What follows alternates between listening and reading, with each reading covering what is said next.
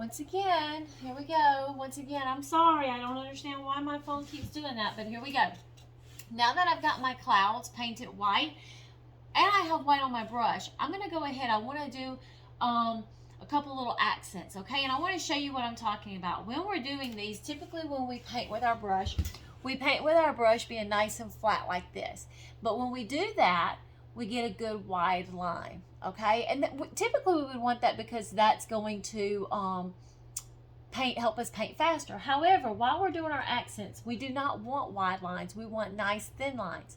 So instead of holding our brush flat like this, we're going to turn our brush on the side. And a lot of times you just, really all the time, you just want to lightly hover above and come down.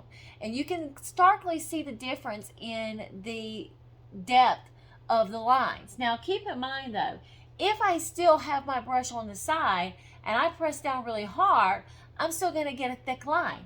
So it's very important to just lightly press down whenever we do this, okay? And you're going to get a nice thin line.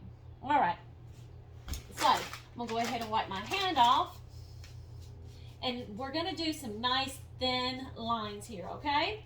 All right, so I'm going to come here with my brush, and right up in here, I want to start adding in some accents. Now, if you like yours like it is, leave it like it is. You don't have to do this.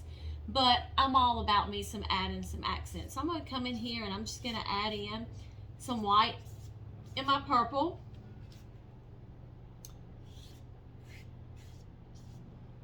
Make sure you get down below as well. I'm going to do the same thing with my pink. If you pull in some of that purple like I have into my pink, or some of the pink into your purple, don't worry about it. To me, honestly, that just gives it more definition and more character, so I really would not stress out about that. I also want to go ahead and kind of add in some white into my basket. And again, that just gives it more definition. And I'm going to let you guys see what I'm talking about there. Okay? It's completely up to you, but that's just how I like to do it.